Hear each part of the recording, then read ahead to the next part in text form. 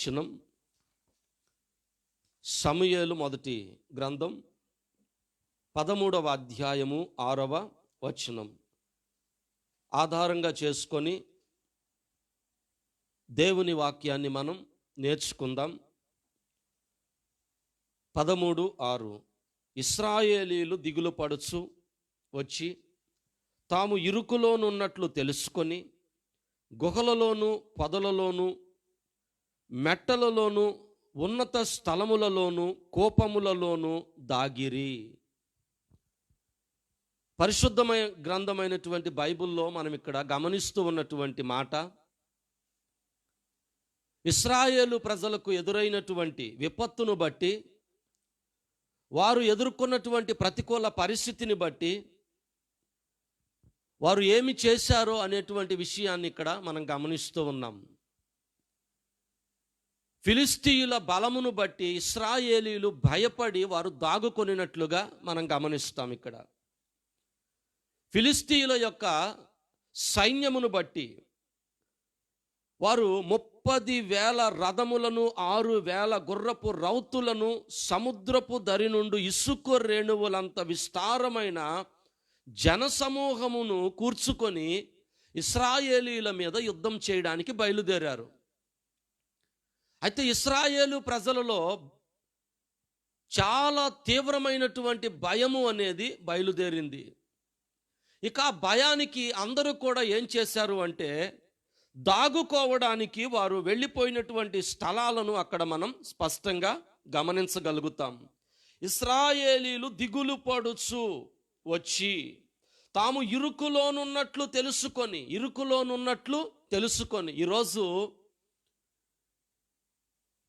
మన తెలుగు రాష్ట్రాలు కానివ్వండి, మన భారతదేశము కానివ్వండి, ప్రస్తుత ప్రపంచము కానివ్వండి, ఇరుకులో ఉంది. ఇరుకులో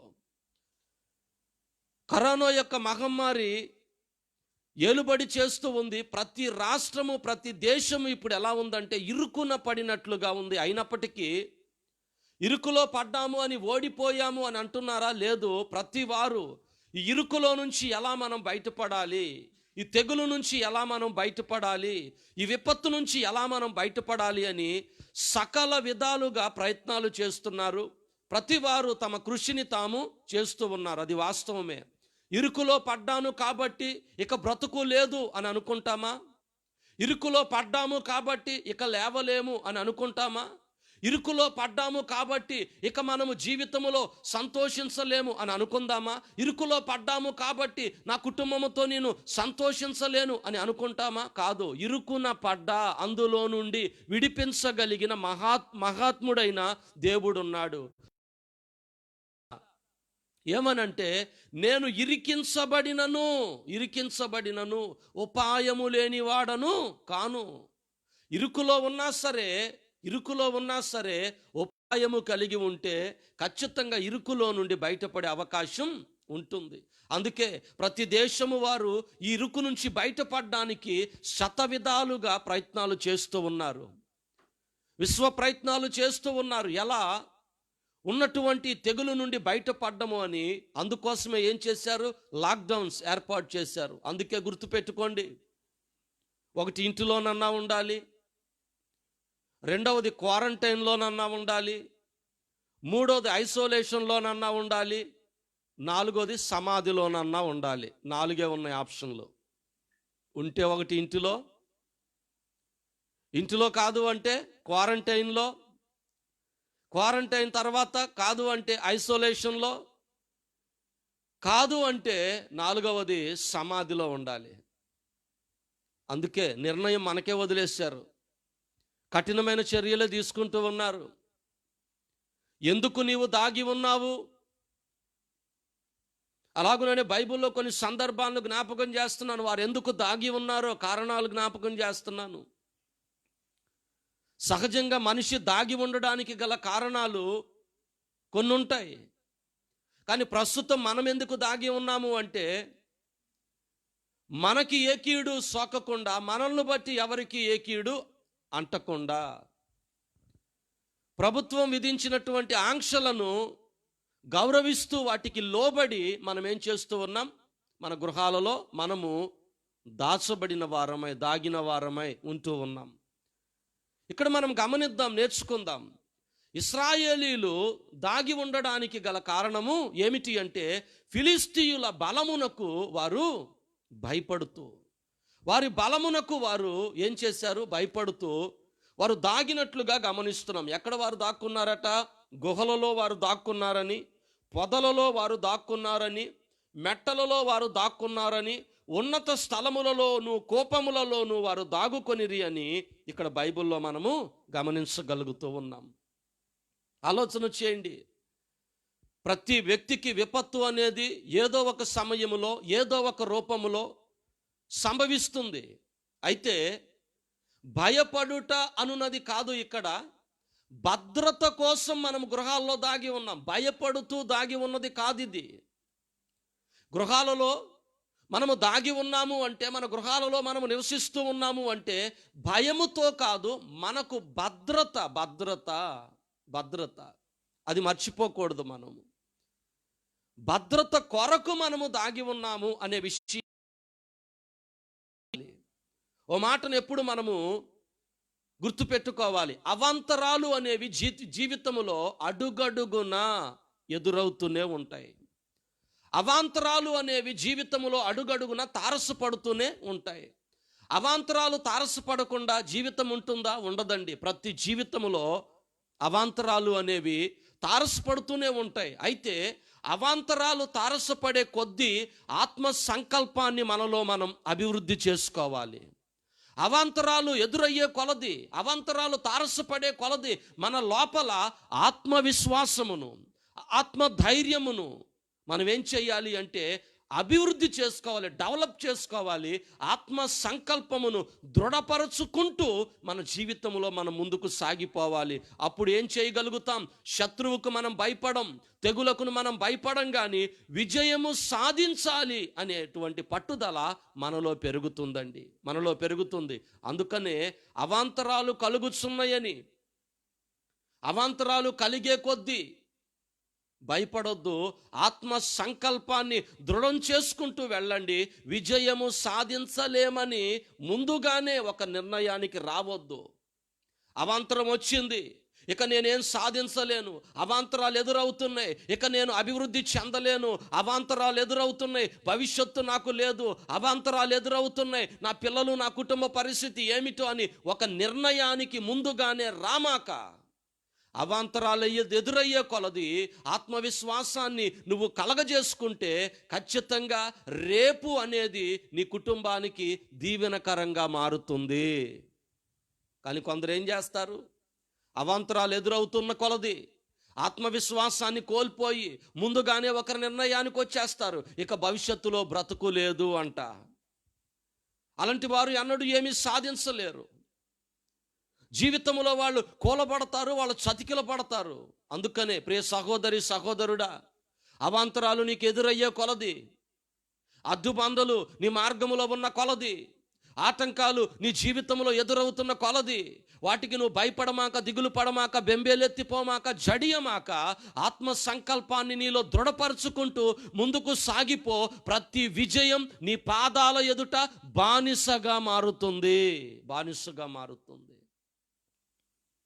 ఇక్కడ మనం ఆలోచన చేస్తూ ఉన్నాం. ఇశ్రాయేలు ప్రజలు ఫిలిష్తీయుల భయము చేత వాళ్ళ చేతుల్లో బ్రతకలేము, వాళ్ళ చేతుల్లో చచ్చిపోతాము అనేటువంటి భయముతో వారు వెళ్ళి దాగుకున్నారు. మనమైతే భయముతో కాదు దాక్కున్నది, భద్రత కొరకు దాగుకొని ఉన్నాం. భవిష్యత్తు సంతోషము కొరకు దాగుకొని ఉన్నాం. సమాజ క్షేమము కొరకు మనము దాగుకొని ఉన్నాం. అంత మాత్రమే కాదు, ప్రభుత్వ నిర్ణయాలను, ప్రభుత్వం యొక్క ఆంక్షలను గౌరవిస్తూ మనము దాగి ఉన్నాము. చూడండి, నువ్వెందుకు దాగుకొని ఉన్నావు? దేవుని వాక్యములో నుండి 5 సంగతులను జ్ఞాపకం చేస్తాను. పరిశుద్ధ గ్రంథమైన బైబిల్లో నుంచి 5 విషయాలను జ్ఞాపకం చేస్తాను. అందులో మొట్టమొదటిగా చెట్టు చాటున దాగి ఉండుట.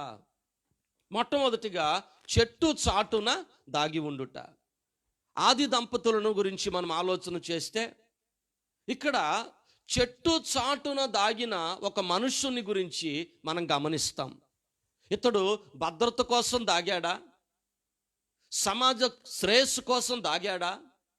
ఈ చెట్టు చాటున దాగిన మనుష్యుడు తోటివారి ప్రయోజనం కోసం దాగి ఉన్నాడా?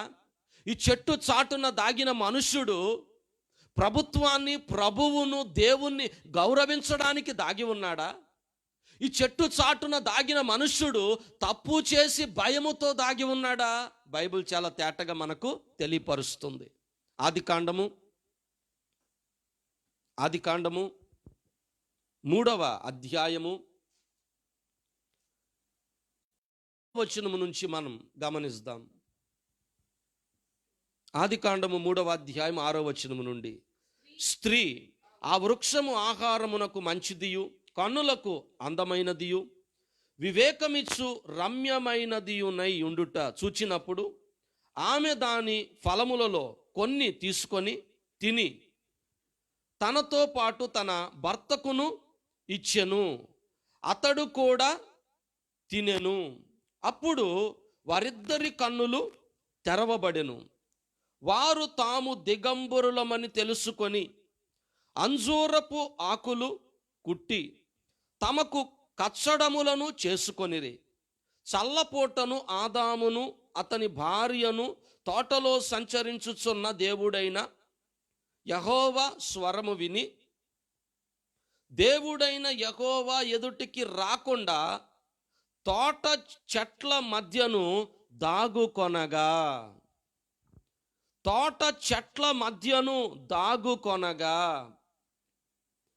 దేవుడైన యెహోవా ఆదామును పిలిచి, నీవు ఎక్కడ ఉన్నావనెను. అందుకతడు, నేను తోటలోని స్వరము వినినప్పుడు దిగంబరిగా నుంటిని గనుక భయపడి దాగుకొంటిన నేను. చెట్టు చాటున దాగినటువంటి మనుష్యుని గురించి గమనిస్తున్నాం. ఎందుకు చెట్టు చాటున దాగి ఉన్నాడు? దేవునిని గౌరవించడానికి దాగి ఉన్నాడా? చట్టాలను గౌరవించడానికి దాగి ఉన్నాడా? దేవుని నియమాలను గౌరవించడానికి దాగి ఉన్నాడా? దేవుని వాక్కును గౌరవిస్తూ దాగి ఉన్నాడా? లేదు. తప్పు చేసి శిక్ష పడుతుందేమోనని తప్పు చేసి ఏం చేశాడు? భయపడి చెట్టు చాటున దాక్కున్నాడు. ఆలోచన చేద్దాం. మొట్టమొదటి విషయాన్ని ఇక్కడ మనం గమనిస్తున్నాం. భయముతో దాగి ఉన్న మనుష్యుడు. నీ గృహములో నువ్వు ఉన్నావు. భయముతో ఉన్నావా? భయపడుతూ ఉన్నావా? భయపడుతూ ఉంటే ఇదే మాట నీకు వర్తిస్తుంది. భయముతో నువ్వు దాగి ఉన్నవాడివిగా వస్తావు. వద్దు, భయపడమాక. పరలోకమందు నాకొక దేవుడున్నాడు, పరలోకమందు నాకొక యజమానుడున్నాడు, నన్ను తన రెక్కలతో కప్పి కాపాడు దేవుడున్నాడు, ఇదిగో నన్ను సంరక్షించు దేవుడున్నాడు అని ధైర్యముగా భద్రత కొద్దీ దాగి ఉండడం నేర్చుకో. భద్రత కొద్దీ దాగి ఉండడానికి నేర్చుకో. సమాజ క్షేమం కొరకు దాగి ఉన్నావు నీవు అనే ధైర్యము నీలో పెరగాలి. నీ కుటుంబ క్షేమము కొరకు నువ్వు దాగి ఉన్నావు, ఆ ధైర్యం నీలో ఉండాలి. నీ వ్యక్తిగత జీవితం యొక్క క్షేమం కొరకు నువ్వు దాగి ఉన్నావు అనేటువంటి ఒక ఆశ, ఒక ధైర్యం నీలో ఉండాలి. ఆలోచన చేయండి. కానీ ఇక్కడ గమనిస్తున్నాం, ఇతడు ఎందుకు దాగి ఉన్నాడట? భయముతో మనం గమనిస్తూ ఉన్నాం. అన్నిటిపై దేవుడు ఈ ఆది దంపతులకు లేక ఆదాముకు దేవుడు అధికారం ఇచ్చాడు. సమస్తమును మీరు ఏలుబడి చేయండి, చక్కగా అభివృద్ధి చెందండి, విస్తరించండి, భూమిని నిండించండి, వాటిని లోబరుచుకోండి, ఏలండి అని దేవుడు చక్కగా తెలియచేస్తే అపవాది యొక్క ఆకర్షణకు, అపవాది పలికేటువంటి ఆ చిలక పలుకులకు, లోకములో ఉండేటువంటి ఆడంబరాలకు, ఆకర్షణకు లోబడినటువంటి విధానాన్ని ఇక్కడ మనం గమనిస్తూ ఉన్నాం. ఎప్పుడైతే లోక ఆకర్షణకు వీరు లొంగిపోయారో, లోబడిపోయారో, వెంటనే వారు దేవుని ఆజ్ఞను ధిక్కరించినట్లుగా, దేవుని ఆజ్ఞను విస్మరించినట్లుగా మనం గమనిస్తూ ఉన్నాం. పాపములో పడ్డారు. పాపము వలన వారిలో భయము పెరిగిపోయింది. ఆ భయముతో వారు దేవునికి కనపడకుండా వెళ్ళి చెట్టు చాటున దాక్కున్నారంట. తప్పు చేసిన మనుషుడా, చెట్టు చాటున దాక్కుంటే దేవునికి కనపడమా? తప్పు చేసిన వారము ఇంట్లో దాక్కుంటే దేవునికి కనపడమా? తప్పు చేసిన వారము ఇదిగో గుహలలో దాక్కుంటే దేవునికి కనపడమా? తప్పు చేసిన వారము అజ్ఞాతములో దాక్కుంటే దేవునికి కనపడమా? దేవుని కన్ను ప్రతి వారిని చూస్తుంది. దేవుని కన్ను ప్రతి వారిని గమనిస్తుంది. ఇక్కడకు మనం ఆలోచన చేస్తే దేవుడు వచ్చాడు, అడుగుతున్నాడు. దేవుడైన యెహోవా ఆదామును పిలిచి, నీవెక్కడ ఉన్నావనెను. అందుకతడు, నేను తోటలో నీ స్వరము వినినప్పుడు దిగంబరిగా నుంటిని గనుక భయపడి దాగుకొంటిన నేను. గమనించండి, అన్నిటిపైన అధికారము చలాయించే భాగ్యాన్ని దేవుడు ఆదామునకు అనుగ్రహిస్తే, అధికారము చలాయించవలసినటువంటి వాడు చివరికి ఖైదీగా మారి ఒక దొంగగా మారి దేవునికి కనబడకుండా చెట్టు చాటుకు వెళ్ళి దాక్కున్నాడు. దేవుడిచ్చిన ఆధిక్యతలను పోగొట్టుకున్నాడు, దేవుడిచ్చిన భాగ్యాలను పోగొట్టుకున్నాడు, దేవుడిచ్చిన ధన్యతను పోగొట్టుకున్నాడు. సహోదరుడా, సహోదరి, దేవుడు నీకు అనుగ్రహించేటువంటి భాగ్యమును పోగొట్టుకోమాక. దేవుడు నీకు అనుగ్రహించేటువంటి ధన్యతను పోగొట్టుకోమాక. దేవుడు నీకు అనుగ్రహించిన ఆత్మీయ సమృద్ధి కలిగిన జీవితమును వృధా చేసుకోమాక, పాడు చేసుకోమాక. నానాటికి అభివృద్ధి చేసుకో. గృహంలో ఉండవలసిన పరిస్థితి ఉన్నా సరే ప్రార్థన యందు అభివృద్ధి కనబడాలా. నీ గృహంలో నువ్వు ఉంటూ ఉన్నా సరే వాక్య ధ్యానములో అభివృద్ధి కనబడాలా. నీ గృహంలో నీవు ఉంటున్నా సరే సహనములో అభివృద్ధి కనబడాలా. నీ గృహంలో నీవు ఉంటూ ఉన్నా సరే దేవునిని ఆరాధించుట యందు నీ అభివృద్ధి కనబడాలా. గృహంలో నీవు ఉంటూ ఉన్నా సరే పొరుగువానిని ఫోన్లో ప్రేమించే విషయంలో నీ అభివృద్ధి కనబడాలా. దేశ క్షేమం కొరకు, రాష్ట్రాల క్షేమం కొరకు, ప్రపంచ క్షేమం కొరకు, అధికారుల కొరకు, వైద్యుల కొరకు, పోలీసు శాఖ వారి కొరకు, పారిశుద్ధ కార్మికుల కొరకు, అలాగే మీడియా వారి కొరకు, ఎందరైతే సమాజ శ్రేయస్సు కొరకు పాటుపడుతున్నారో, ప్రయాసపడుతున్నారో, పగలనక రాత్రనక వారు సేవలు అందిస్తున్నారో వారందరి కొరకు గృహములో ప్రార్థించాలి. అది దేవునికి ఇష్టమైనటువంటి జీవిత విధానము. అధికారము చక్కగా దేవుడు అప్పగిస్తే అన్నిటిపై అధికారము చలాయించవయ్య అంటే చివరికి ఒక ఖైదీగాను, ఒక దొంగగాను, ఒక దోషిగాను చెట్టు చాటున దాక్కోవలసినటువంటి పరిస్థితి అతనికి ఎదురైంది. తప్పు చేసిన వాడు దాగుకుంటే శిక్ష అధికమవుతుంది. తప్పు చేసిన వాడు ఎప్పుడైతే దాగుకోవడానికి ప్రయత్నాలు చేశాడో శిక్ష అధికమవుతుంది. బైబిల్ ఏమంటుంది? అతిక్రమములను దాచిపెట్టువాడు వర్ధిల్లడు, వాటిని ఒప్పుకొని విడిచిపెట్టువాడు కనికరము పొందును. తప్పు చేసిన వారు తప్పును కప్పిపుచ్చి తప్పును దాచిపెడితే తీవ్రముగా అది పరిగణించబడుతుంది. దేవుడు క్షమించరాని నేరముగా దానిని ఎంచుతాడు. క్షమాభిక్ష కూడా దేవుడు పెట్టే ప్రసక్తి ఉండకపోవచ్చు. పరిశుద్ధ గ్రంథములో అలాంటి సందర్భాలు ఉన్నాయి.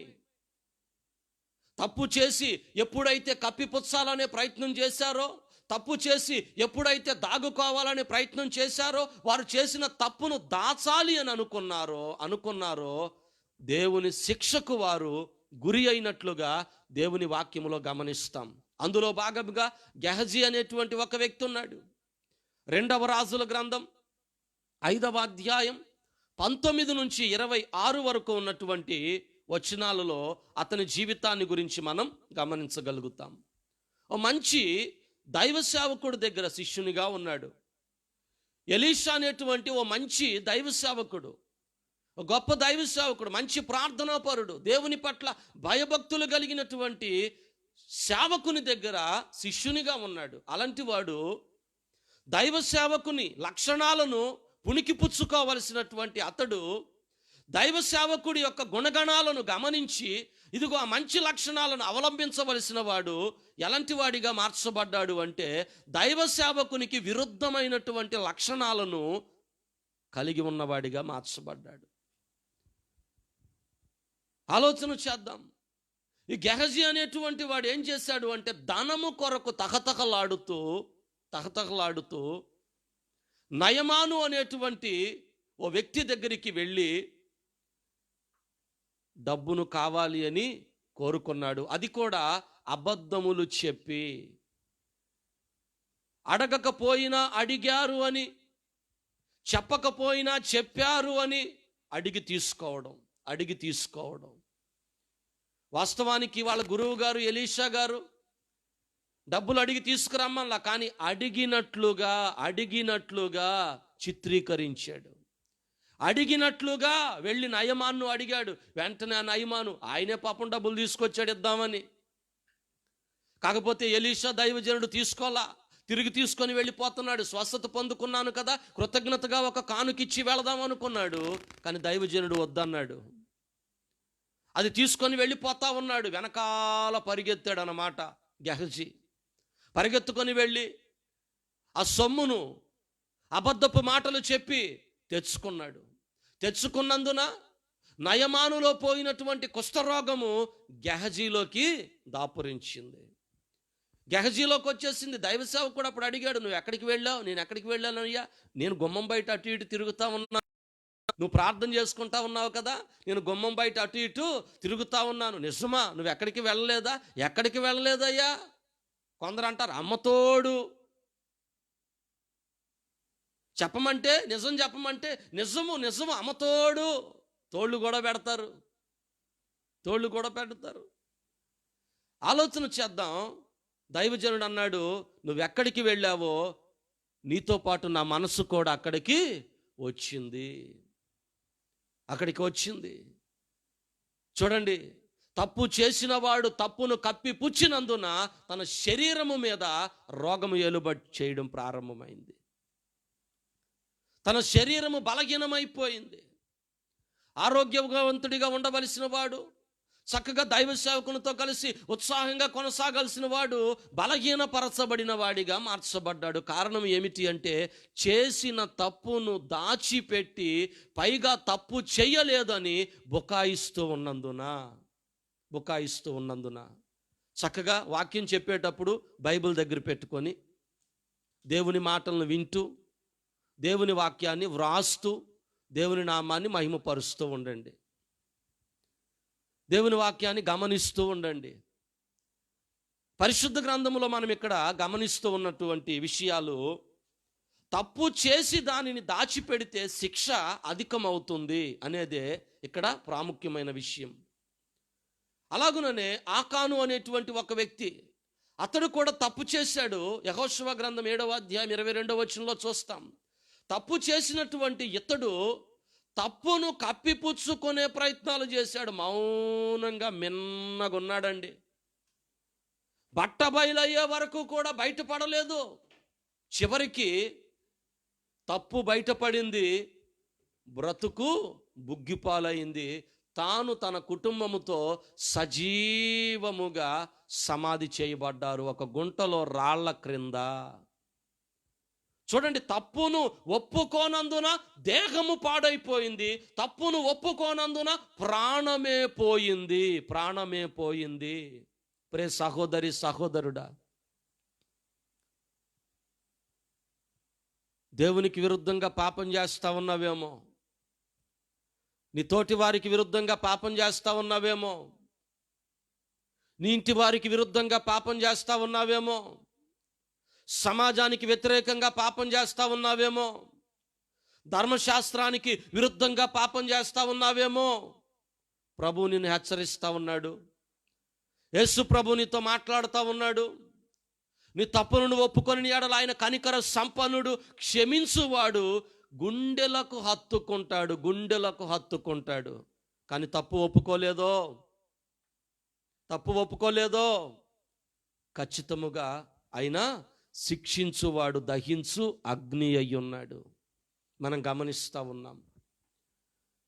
తప్పు చేసినటువంటి ఆదాము భయపడి ఏం చేశాడు? తాను వెళ్ళి చెట్టు చాటును దాక్కున్నట్లుగా మనం గమనించగలుగుతూ ఉన్నాం. మనసులో చీకటి ఉన్నటువంటి వాడు జీవితంలో ఎన్నడూ వెలుగును చూడలేడు.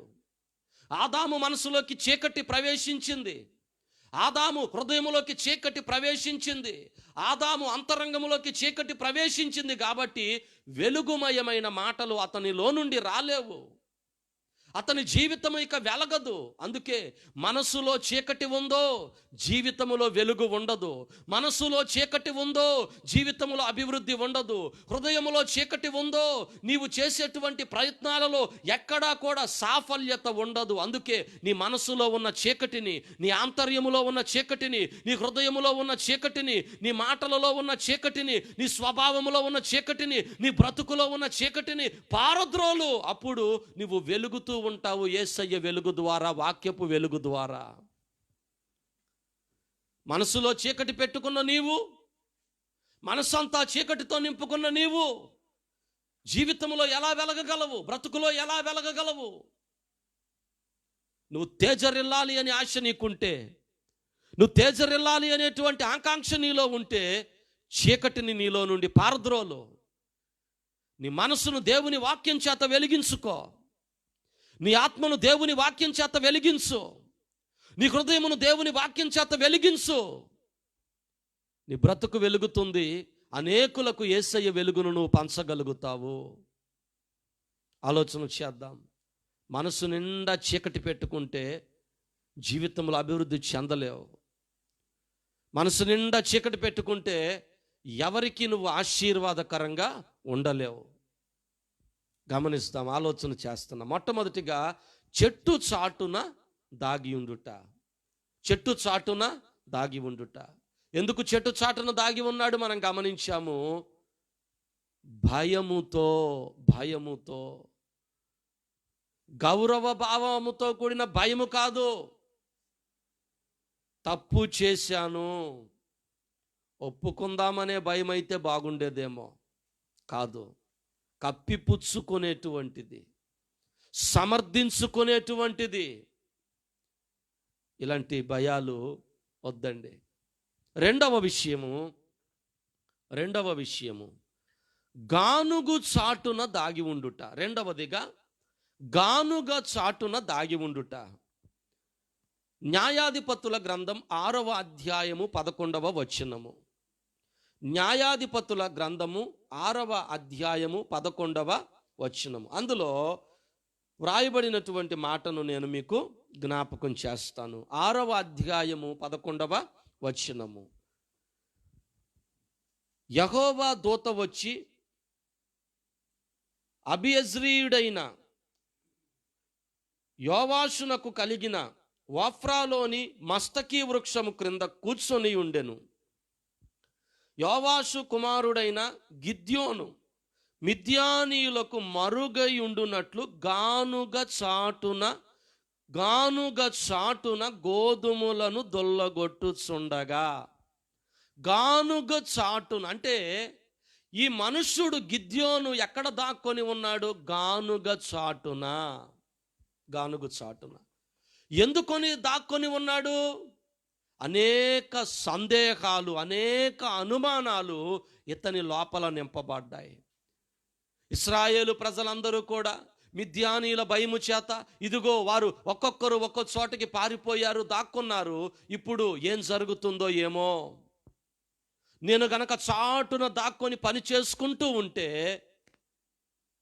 ఎవరు నన్ను ఏమీ చెయ్యరు, నా జోలికి ఎవరు రారు. ఒకవేళ గనక చాటు నుండి నేను బయటకు వస్తే నన్ను మిద్యానీయులు చంపేస్తారు. అనుమానాలు, సందేహాలు, భయాలు. చూడండి, పిరికితనము కలిగినటువంటి ఆత్మ కలిగిన వాడై ఇతడు కూడా ఏం చేస్తా ఉన్నాడు? గానుగ చాటున దాక్కున్నట్లుగా మనం గమనిస్తూ ఉన్నాం. సందేహములతో, అనుమానములతో దాగి ఉండుట.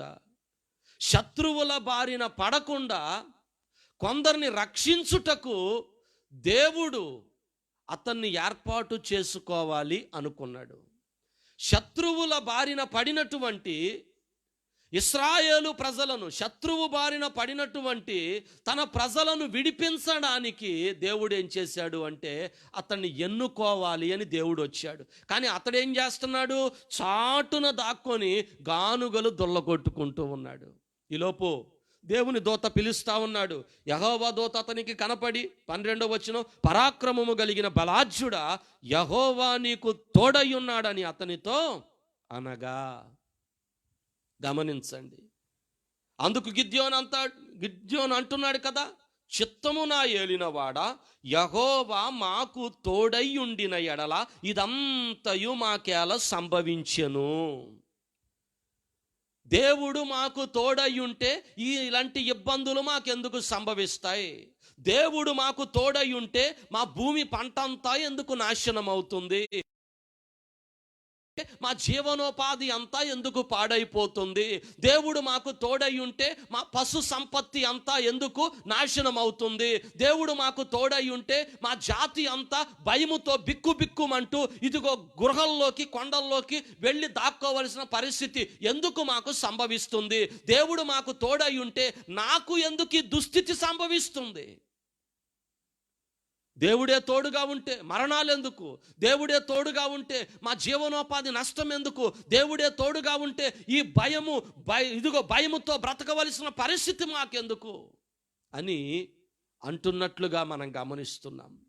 యెహోవా మాకు తోడై ఉండిన ఎడల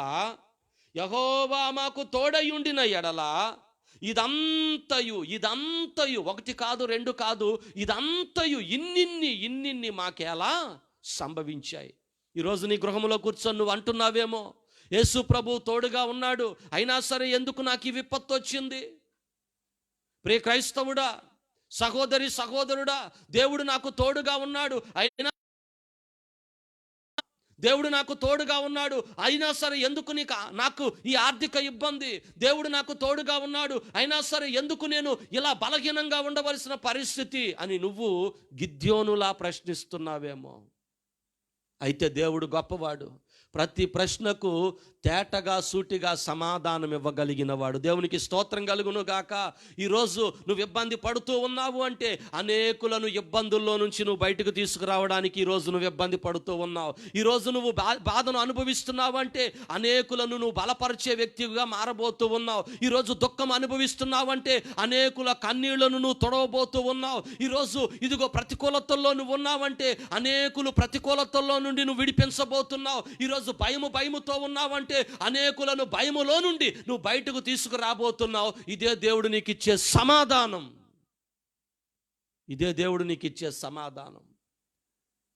దేవుడు నాకు తోడై ఉంటే ఇదంతా ఎందుకు సంభవించింది అని భయపడొద్దు.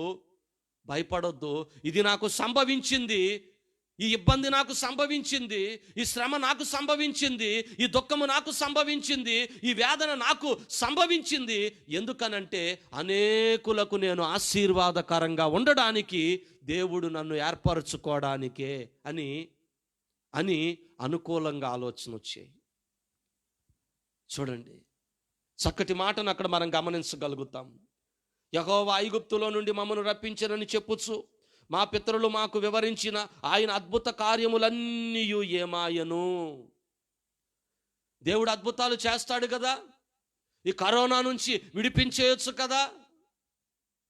యేసు ప్రభు తల్లితోనే అన్నాడు, కన్న తల్లితో, అమ్మా నా సమయం ఇంకను రాలేదు.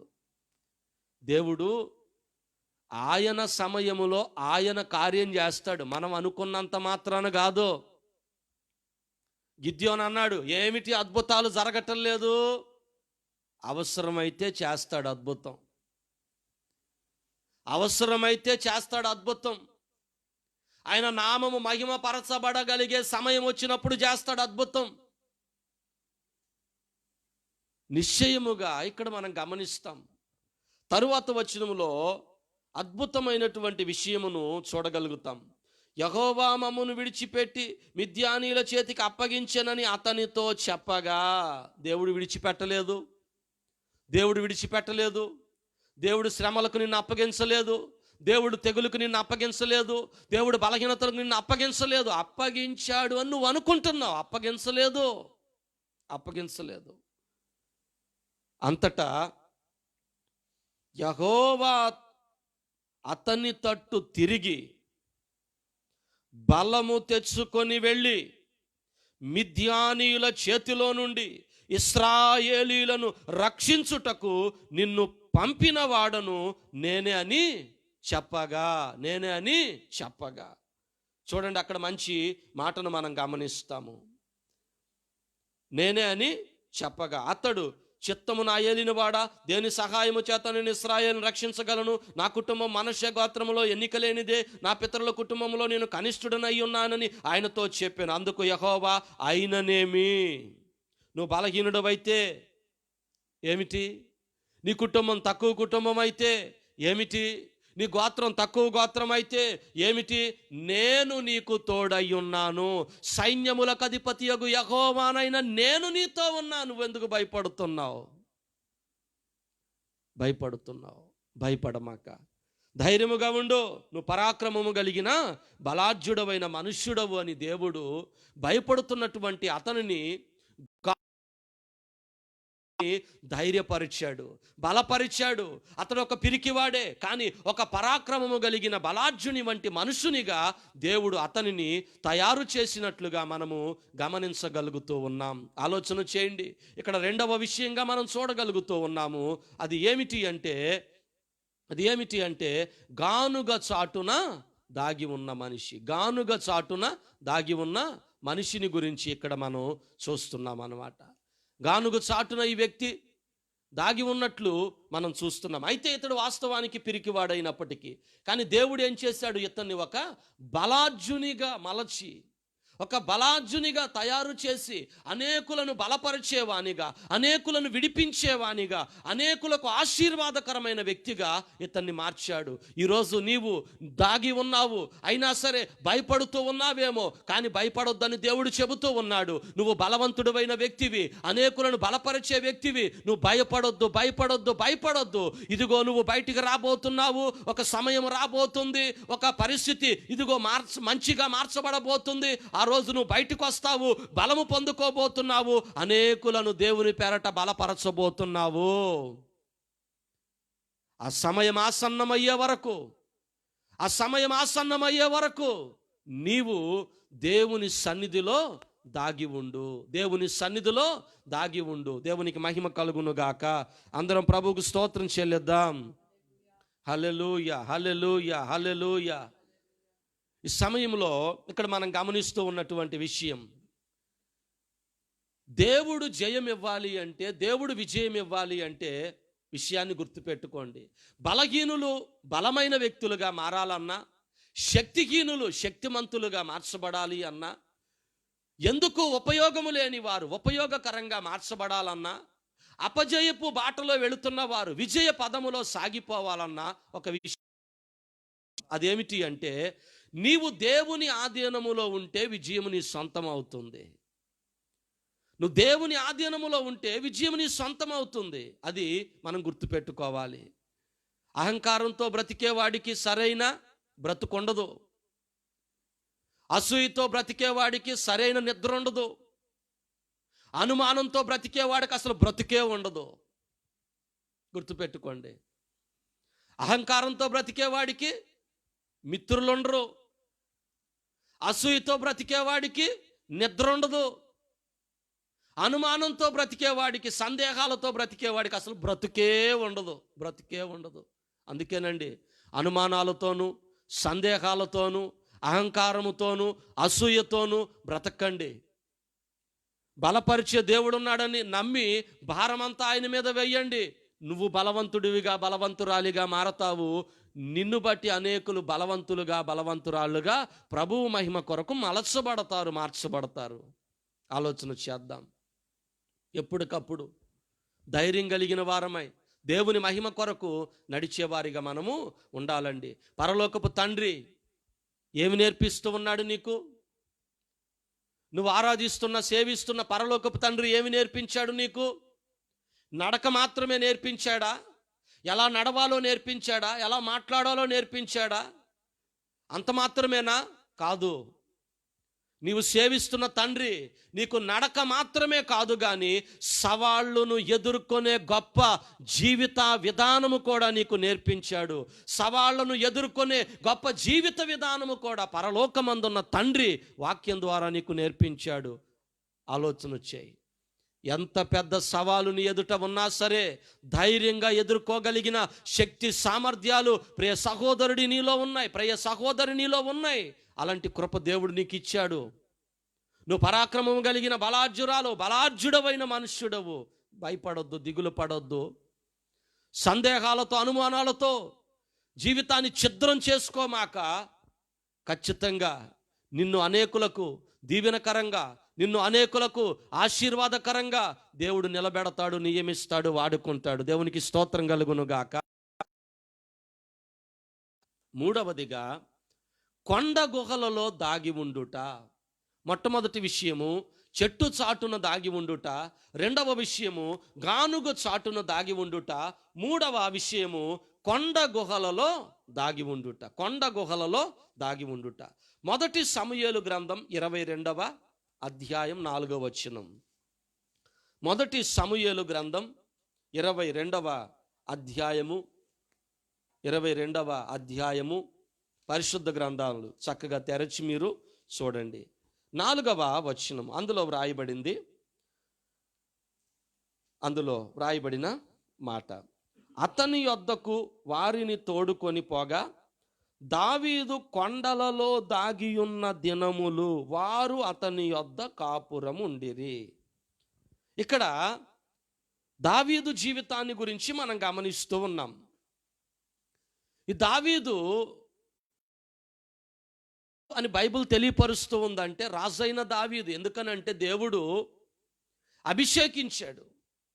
ఈ దావీదు ఎక్కడ దాగి ఉన్నాడు అని మనం గమనిస్తున్నామంటే కొండలలో దాగి ఉన్నట్లుగా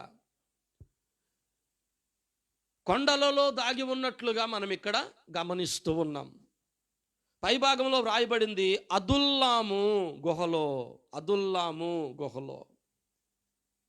ఇతడు దాగి ఉంటే ఇతడి దగ్గరికి అనేకులు వచ్చారటండి. ఎవరు వారు? ఇబ్బందుల పాలైన వారు, అప్పుల పాలైన వారు, అసమాధానముగా ఉన్నటువంటి వారు అతని యొద్దకు కూడి వచ్చిరి. అతని యొద్దకు ఎక్కువ తక్కువ 400 మంది వచ్చి ఉండ్రి. అతనే దాక్కొని ఉన్నాడు, అతనే దాగి ఉన్నాడు. దాగి ఉండడానికి గల కారణం ఏమిటి? కరోనా వెతుకుతా ఉంది. సౌలు అనేటువంటి ఒక తెగులు దావీదును వెతుకుతా ఉంది. దేవుడు అన్నాడు చక్కగా దాగి ఉండు. అందుకే దాగి ఉన్నటువంటి స్థలాల గురించి ఎంత బ్రహ్మాండంగా దావీదు మాట్లాడుతూ వచ్చాడో. నా దాగు చోటు నా దేవుడు, నా కోట, నా కొండ, నా శైలము, నా దుర్గము, నా ఈటె, అనేక పదాలు, క్షేమకరమైన నా పర్వతము అని దేవుని గురించి చక్కగా మాట్లాడుతూ వచ్చాడు. నిజమేనండి, దేవుడే అడుగడుగున దావీదును దాచిపెడుతూ చక్కగా తన హస్తాలతో దాస్తూ వచ్చాడు. సౌలు యొక్క తెగులు అతని మీద పడకుండా, సౌలు అనేటువంటి తెగులు ద్వారా అతడు నశించిపోకుండా దేవుడు తన చేతులలో దావీదును భద్రపరిచినట్లుగా గమనిస్తున్నాం. ఇక్కడ అదుల్లాము అనేటువంటి గృహలో దాగి ఉన్నాడు. బెత్లెహేముకు నైరుతి దిక్కున ఉన్నటువంటి కొండలలో ఇది ఉందన్నమాట. ఈ ప్రాంతంలో దావీదు చాలా కాలము దాగి ఉన్నాడు. ఈ ప్రాంతంలో దాగి ఉన్నటువంటి దావీదు 57వ కీర్తన, 142వ కీర్తన రచించాడు అనేటువంటిది మనము ఆ కీర్తనల్లో గమనిస్తున్నప్పుడు అర్థమవుతుందన్నమాట. ఈ కొండల్లో దాగి ఉన్నటువంటి దావీదు, అదుల్లాము గుహలో దాగి ఉన్నటువంటి దావీదు ఎందుకు దాగి ఉన్నాడు? పిరికితనముతో దాగి ఉన్నాడా? అనుమానాలతో సందేహాలతో దాగి ఉన్నాడా? కాదు.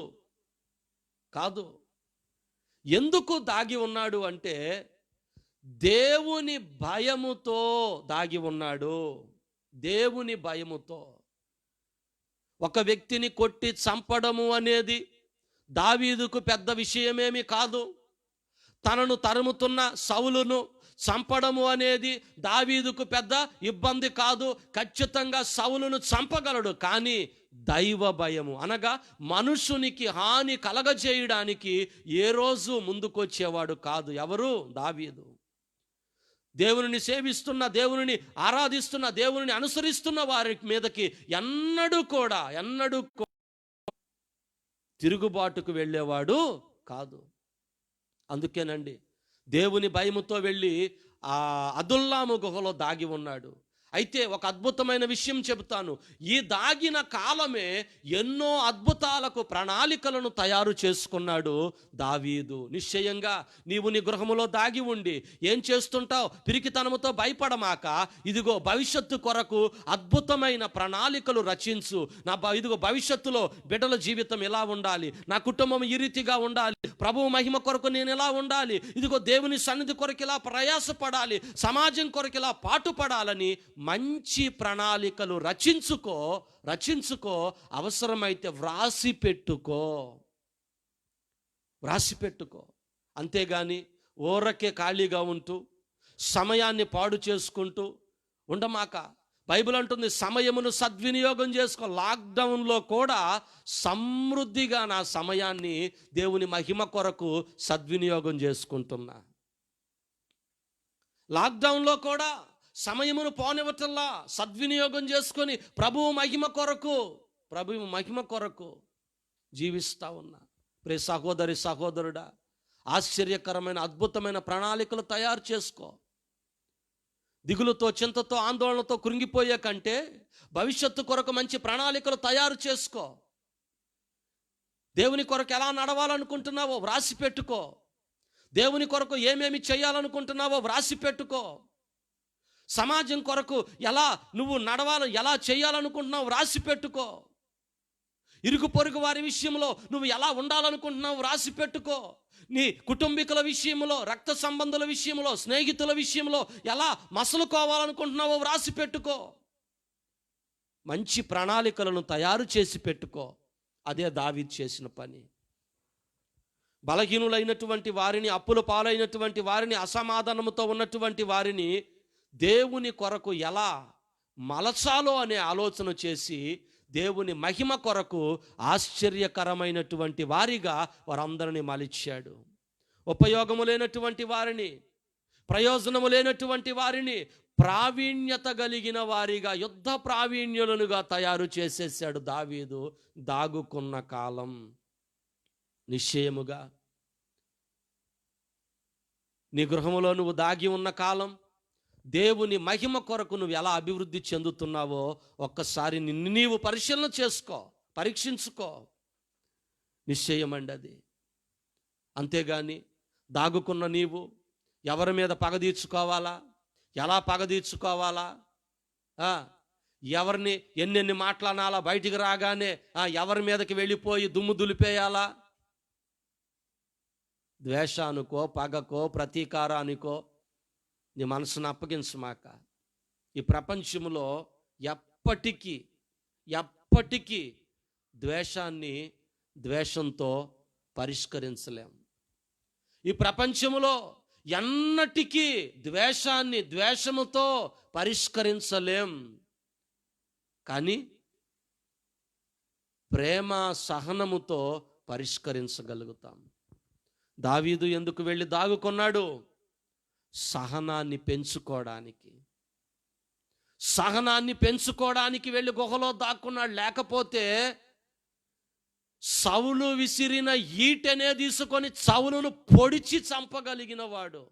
అంత శక్తిమంతుడు దావీదు. మహాబలాజుడైనటువంటి గొల్యాతునే మట్టి కరిపించాడు. గొల్యాతు ఖడ్గముతోనే గొల్యాతు తలను తెగనరికి సౌలు రాజు ముందుకు తీసుకొచ్చి పెట్టాడు. అలాంటి మహాబలార్జుడండి. ఎందుకు దాక్కున్నాడు? సహనాన్ని పెంచుకోవడానికి, సాత్వికముతో బ్రతకడానికి, సమాజ శ్రేయస్సు కొరకు, దేవుని మహిమ కొరకు, దేవుని కృపలో భద్రంగా ఉండుట కొరకు వెళ్ళి దాగి ఉన్నాడు. చేతకానివాడో, చావ చచ్చినవాడో, పిరికివాడో, భయస్థుడో అయి కాదు వెళ్ళి దాక్కుంది. సహనాన్ని రెట్టింపు చేసుకోవడానికి వెళ్ళి దాగుకున్నాడు. దేవునికి మహిమ కలుగునుగాక. మూడవది మనం గమనిస్తున్నాం, కొండలలో దాగి ఉండుట. ఎందుకు కొండలలోకి వెళ్ళి దావీదు దాక్కున్నాడు? సహనాన్ని అభివృద్ధి చేసుకోవడానికి, దేవునికి మహిమను తేవడానికి, దేవుని ప్రజల మీదకు ఏ హాని రాకుండా ఉండడం కొరకు అతడు వెళ్ళి దాక్కున్నట్లుగా మనము గమనించగలుగుతూ ఉన్నాం. అలాగుననే 4వ విషయంగా మనం ఆలోచన చేస్తే, 4వది కేరేతు వాగు దగ్గర దాగి ఉండుట. 4వ కేరేతు వాగు దగ్గర దాగి ఉండుట. మొదటి రాజుల గ్రంథం 17వ అధ్యాయము 3వ వచనం. మొదటి రాజుల గ్రంథం 17వ అధ్యాయము 3వ వచనము, కేరేతు వాగు దగ్గర దాగి ఉండుట. చూడండి, ఇక్కడ మనం గమనించగలిగినట్లయితే ఏలియా జీవితాన్ని చూడగలుగుతాం. మొదటి రాజుల గ్రంథం 17వ అధ్యాయము 3వ వచనం. అందులో వ్రాయబడిన మాట, నీవు ఇచ్చట నుండి తూర్పు వైపునకు పోయి యోర్దానుకు ఎదురుగానున్న కేరేతు వాగు దగ్గర దాగి ఉండుము. దేవుడే స్వయంగా లాక్డౌన్ చేశాడు. దేవుడే దాగి ఉండమన్నాడు. ఏలియా, నువ్వు వెళ్ళు, కేరేతు వాగు దగ్గర దాగి ఉండుము అని దేవుడు చెప్పాడు. కారణం ఏమిటి అంటే, ఆహాబు రాజు దగ్గరికి వెళ్ళి ఏలియా కరువు ప్రకటించాడండి. కరువు ప్రకటించాడు. ఆహాబు యెజబెలు వారి దంపతులు మామూలు వాళ్ళు కాదండి. హంతక జంట అన్నమాట. మనుషుల్ని చంపేటువంటి దంపతులు అన్నమాట. కొందరుంటారు దంపతులు, ఎదుటి వాళ్ళ నాశనాన్ని కోరుకునేటువంటి దంపతులు ఉంటారు కొందరు. ఇంట్లో గూడు పుటాని చక్కగా కూర్చొని ఏం చేస్తూ ఉంటారు, ఎలా మట్టి గరిపిద్దాం, ఎలా వాళ్ళని నశింపజేద్దాం, ఏ రీతిగా వెళ్ళి తిడదాం, ఏ రీతిగా వెళ్ళి కుప్పగూల్చేద్దాం, ఏ రీతిగా వెళ్ళి ఇంట్లో చిచ్చు పెడదాం, ఏ రీతిగా కుటుంబం. అంటే దంపతులు ఇక్కడ ఉన్నారు. ఆహాబు, యెజబెలు. ఎస్తేరు గ్రంథంలో కూడా ఉన్నాడు. మొర్దెకైని చంపాలనుకున్నటువంటి హామాను, అతని భార్య. ఇంట్లో కూర్చొని ఆలోచన చేస్తూ ఉన్నారన్నమాట వాళ్ళు, ఏ రీతిగా చంపేద్దాం, ఏ రీతిగా లేపేద్దామని. అందుకు దేవుడు అన్నాడు, ఏలియా వద్దులే, నువ్వు కేరేతు వాగు దగ్గరికి వెళ్ళి అక్కడ దాగుండు, అక్కడ నేను నిన్ను పోషిస్తాను అని చెప్పగానే దేవుని మాటకు లోబడినటువంటి వాడ ఏలియా కేరేతు వాగు దగ్గరికి వెళ్ళి దాగి ఉన్నాడండి.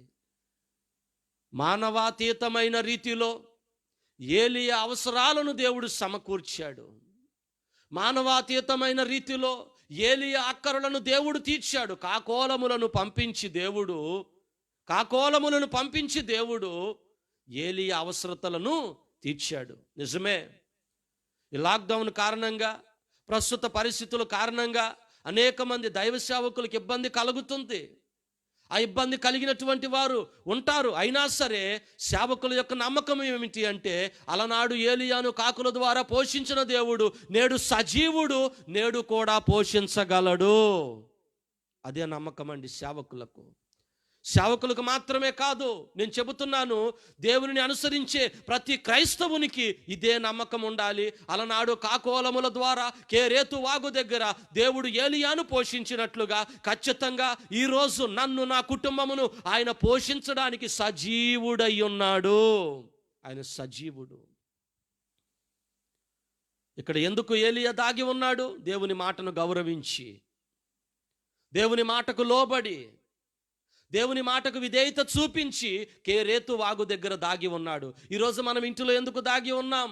దేవుని మాటను గౌరవించి, సమాజము క్షేమం కోరి, ప్రభుత్వ ఆజ్ఞలను గౌరవించి మనము మన గృహాలలో దాగి ఉన్నామండి. నిశ్చయం ఇక్కడ మనం గమనించగలుగుతున్నాం. ఏలియా అక్కరను తీర్చిన దేవుడు, ఏలియా అవసరతలు తీర్చిన దేవుడు, నువ్వు నమ్మిన దేవుడు కాబట్టి నీ అవసరతలను కూడా ఆయన తప్పనిసరిగా తీరుస్తాడు అనే విషయాన్ని మర్చిపోమాక, తనకిష్టమైన రీతిలో, తనకిష్టమైన వారి ద్వారా దేవుడు తనకిష్టం వచ్చిన రీతిలో ఖచ్చితంగా అవసరతలను తీరుస్తాడు. అందులో కంగారు పడొద్దండి, దిగులు పడొద్దండి, భయపడొద్దండి, కలవరపడొద్దండి, కృంగిపోవద్దండి. ఖచ్చితంగా దేవుడు ప్రతివాని అవసరతను తీర్చేవాడై ఉన్నాడు. నిశ్చయముగా అలనాడు ఏలియా అవసరమును భూమి మీద నుండి తీర్చాడు. ఏలియా అవసరమును పరలోకములో నుండి తీర్చాడు. ఏలియా అవసరమును ఆకాశములో నుండి దేవుడు భూమి మీద నుండి నిన్ను పోషించగలడు. నువ్వు సేవిస్తున్న దేవుడు ఆకాశములో నుండి నిన్ను పోషించగలడు. నీవు సేవిస్తున్న దేవుడు పరలోకములో నుండి నిన్ను పోషించగలడు. నువ్వు నమ్మగలవా? ఏలియాను భూమి మీద నుండి పోషించాడు సారేపాతు విధవరాలి ద్వారా. దేవుడు ఇదిగో ఆకాశము నుండి పోషించాడు ఏలియాను కాకోలముల ద్వారా. దేవుడు ఏలియాను పరలోకములో నుండి పోషించాడు దేవదూతను పంపించి. అందుకే ప్రియ క్రైస్తవులారా, భయపడొద్దు. దేవుడు ఎలాగైనా సరే తనను నమ్మిన బిడ్డలను పోషించుటకు ఆయన సమర్థుడు, శక్తిమంతుడు. ఆయనలో దాగి ఉందాం, ఆయనకు విధేయులమై దాగి ఉందాం. దేవుని నామమును మహిమపరుస్తూ ఇదిగో చట్టాలను గౌరవిస్తూ మనము దాగి ఉందాం. సమాజ క్షేమము కొరకు, ప్రభువు మహిమ కొరకు మనము దాగుకొనవలసిన వారమై ఉన్నాము. పిరికితనముతోనో, సందేహాలతోనో, అనుమానాలతోనో దాగి ఉన్న వారము కాదు. దేవుని మహిమ కొరకు, దేవుని మహిమ కొరకు, సమాజ క్షేమము కొరకు మనము దాగి ఉన్న వారము అనే విషయాన్ని మనము గుర్తించాలండి. మన అవసరతలు దేవుడు ఎరిగినవాడు. మన పరలోకపు తండ్రికి తెలుసు, ఆయన తీర్చగలిగిన సమర్థుడు. నిర్గమాకాండం 16వ అధ్యాయం 4వ వచనం, 13 నుండి 18 వచనాలు. నిర్గమాకాండం 17వ అధ్యాయం మొదటి 7 వచనాలు. నిర్గమాకాండం 17వ అధ్యాయం మొదటి 7 వచనాలు. కొరింథీయులకు రాసిన 2వ పత్రిక 9వ అధ్యాయం 8వ వచనం. ఫిలిప్పీ పత్రిక 4వ అధ్యాయం 19వ వచనం. క్రీస్తు యేసునందు కృపా మహదైశ్వర్యములో ప్రతి అవసరము తీర్చబడుతుంది. నిశ్చయముగా తనను అడుగువారి అక్కరలను కాదని, లేదని, రేపని, మాపని చెప్పేవాడు కాదు. ఖచ్చితంగా అవసరంలో ప్రభు అక్కరలను తీర్చేవాడండి. అడిగినవన్నీ ఇస్తాడా? కాదు, మనకు అవసరమైనవన్నీ ఇస్తాడు. మనం సేవిస్తున్న, మనము నమ్మిన దేవుడు. నిశ్చయంగా కేరేతు వాగు దగ్గర ఏలియా వెళ్ళి దాగు ఉన్నాడు. ఎవరి మాట చొప్పున? దేవుని మాట చొప్పున, దేవుణ్ణి గౌరవిస్తూ దేవుడు అతన్ని పోషించాడండి. అంటే దేవుని మాటకు లోబడి, దేవుని గౌరవించి, చట్టాన్ని గౌరవించి, ధర్మశాస్త్రాన్ని గౌరవించి మనము దాగి ఉంటే దేవుడు పోషిస్తాడు. కోపముతో దాగి ఉంటే దేవుడు పోషించడు. అసూయతో దాగి ఉంటే దేవుడు పోషించడు. అనుమానాలతో దాగి ఉంటే దేవుడు పోషించడు. పాపములు చేస్తూ దాగి ఉంటే దేవుడు పోషించడు. ఇతరులను ద్వేషిస్తూ దాగి ఉంటే దేవుడు పోషించడు. ఎదుటి వారిని అవమానపరుస్తూ దాగి ఉంటే దేవుడు పోషించడు. ఇదిగో మనుషులను కృంగదీసే మాటలు పలుకుతూ నువ్వు దాగి ఉంటే దేవుడు పోషించడు. దేవుని మాటకు విధేయతను చూపించి, చట్టములను గౌరవించి దాగి ఉన్నావా, దేవుడు నిన్ను పోషిస్తాడు. దేవుడు నిన్ను పోషిస్తాడు.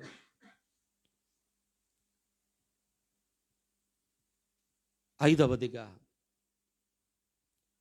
సామానులలో దాగి ఉండుట. సామానులలో దాగి ఉండుట.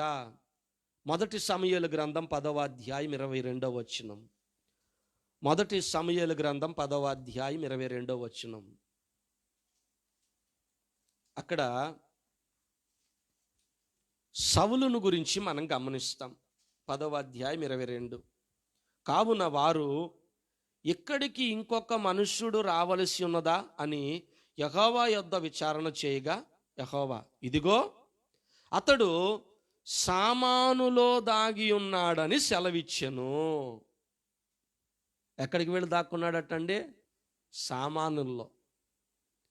ఇంట్లో సామాన్లు ఉంటాయి కదా, వాటి వెనక్కి వెళ్ళి దాక్కున్నాడు. కారణం ఏమిటంటే బాధ్యతలను నిర్వర్తించలేనేమో అనే అనుమానం, సందేహం, భయం. దేవుడండి కొన్ని బాధ్యతలు అప్పగించినప్పుడు సమర్థవంతంగా నిర్వర్తించడానికి శక్తిని కూడా ఇస్తాడు విధేయులై ఉంటే. దేవుడు బాధ్యతలను అప్పగించినప్పుడు విధేయులమై ఉంటే గనక వాటిని నిర్వర్తించడానికి అవసరమైన శక్తిని, సామర్థ్యాన్ని కూడా ఇస్తాడు. అది ఖచ్చితంగా మనము నమ్మవలసిన వారమై ఉన్నాం. ఇక్కడ స్వతహాగా సౌలు ఎలాంటి వాడంటే బిడియస్తుడు అన్నమాట. అందరిలో కలిసేవాడు కాదు, అందరిని కలుపుకొని వెళ్ళేవాడు కాదు. కానీ అలాంటి బిడియస్తుడైనటువంటి సౌలును, భయపడుతూ ఉండే సౌలును, అందరిలో కలిసి వెళ్ళలేని సౌలును దేవుడు అందరితో కలిసి వెళ్ళగలిగే మనస్సును అతనికిచ్చి ధైర్యవంతుడైన మనుషునిగా దేవుడే తయారు చేశాడు. ఆ విషయమును మనము గమనించగలుగుతాం.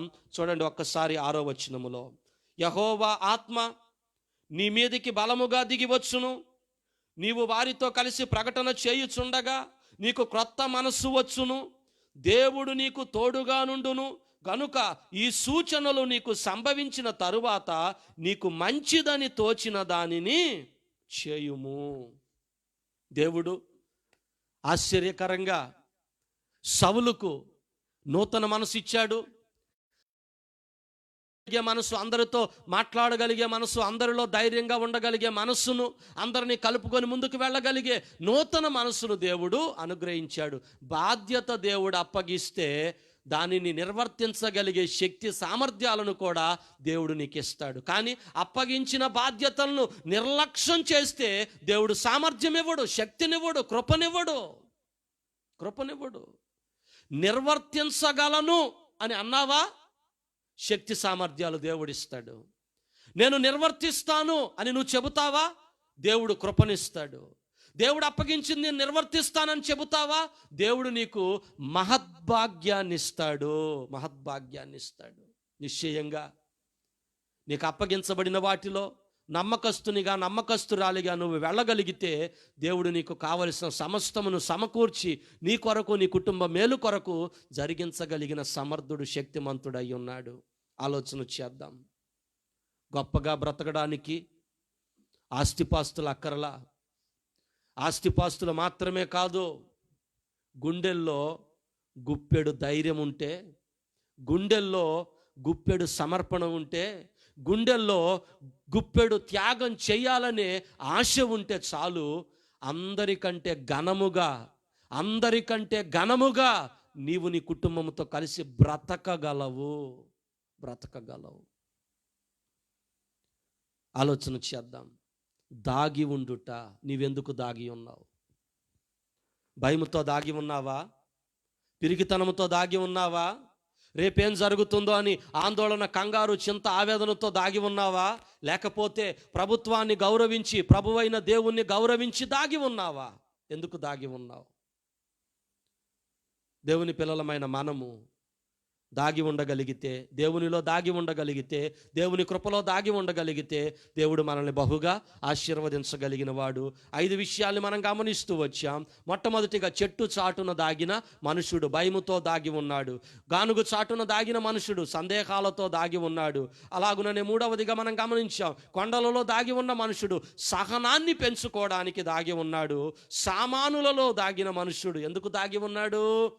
బాధ్యతను తప్పించుకోవడానికి. కానీ దేవుడు అప్పగించాడు. కేరేతు వాగు దగ్గర దాగి ఉన్న మనుషుడు దేవునిని గౌరవించి, దేవుని మాటను గౌరవించి, దేవునికి విధేయుడై దాగి ఉన్నాడు. నీవెందుకు దాగి